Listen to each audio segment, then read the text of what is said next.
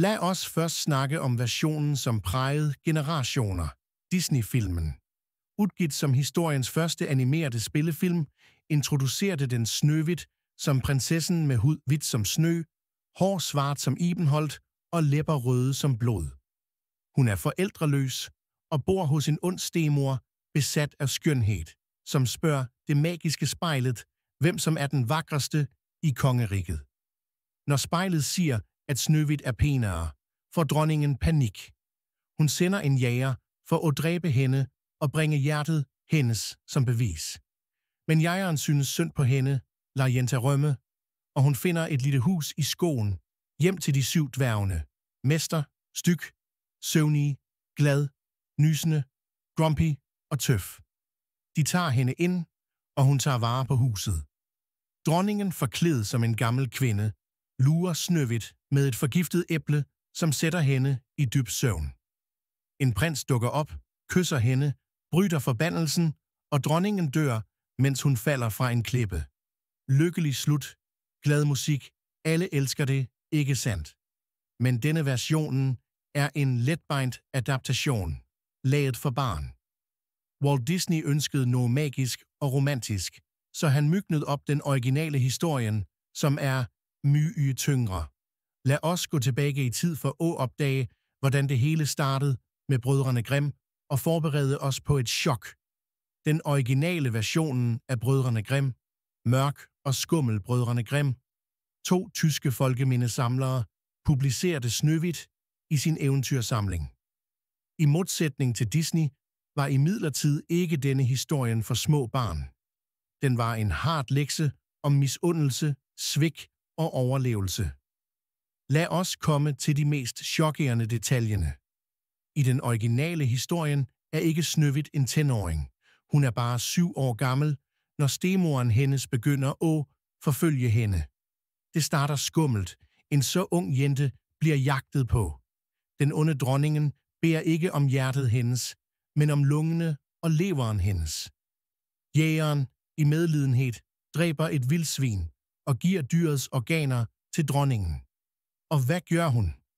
Hun bestiller dem kogt og spiser organene, i den tro, at de er Snøhvits. Ja, ren kannibalisme. Det er nok til at give dig frysninger, ikke sandt? Snøhvit løber bort til skoven og møder de 7 dværgene, som er gruvearbejdere, ikke søde figurer med morsomme navn. De går med på at beskytte hende, men til gengæld må hun lage mat og vaske. Et vældig gammeldags syn på en kvindes rolle. Dronningen prøver at dræbe Snøhvit ikke 1 gang, men 3 ganger. Først med en lykke, som kvæler hende, til hun besvimer. Dværgene klipper lykken og redder hende. Så med en forgiftet kam, som får hende til at falde ned. Dværgene fjerner kammen, og hun vågner. Til slut sætter det forgiftede æblet sig fast i halsen hendes. Og slutten? Ikke noget romantisk kys. En prins ser glaskisten, da dværgene placerer Snøhvit i den tro, at hun er død. Han beder om at tage kisten, men under transporten snubler tjenerne, æblet falder ud af halsen hendes, og hun vågner. Prinsen frier, og den onde dronningen bliver uvidende inviteret til brylluppet. Der bliver hun tvunget til at bruge rødglødende jernsko og danse, til hun dør af smerte. Middelaldertortur i sin reneste form. Dette er Grimm-familiens version. Rå, voldelig og med harde lærdommer om ondskab. Men hvor kom denne historien fra? Grimm-familien opfandt den ikke. De samlede mundtlige fortællinger fra Tyskland, som kan have rødder i virkelige hændelser. Lad os udforske de mulige historiske inspirationerne, for det er her, det bliver endnu mere chokerende. Ægte inspirationer. Mennesker, som kan have været Snøhvit. Tro det eller ej. Snøhvit kan være baseret på virkelige historiske personer. En af de mest populære teorier gælder Margareta von Waldeck, en tysk grevinde, som levede på 50-tallet. Margareta var kendt for sin skønhed med lys hud og boede i en region fuld af gruver, hvor barn jobbede under så tøffe forhold, at de blev deformerte. Kanskje oprindelsen til dværgene. Stemoren hendes var streng og sendte hende hjemmefra i ung alder. Margareta forelsket se i en prins, men familien hans accepterede ikke romantikken. Det mest chokerende. Hun døde af forgiftning, muligens arsenik, i en politisk skandale.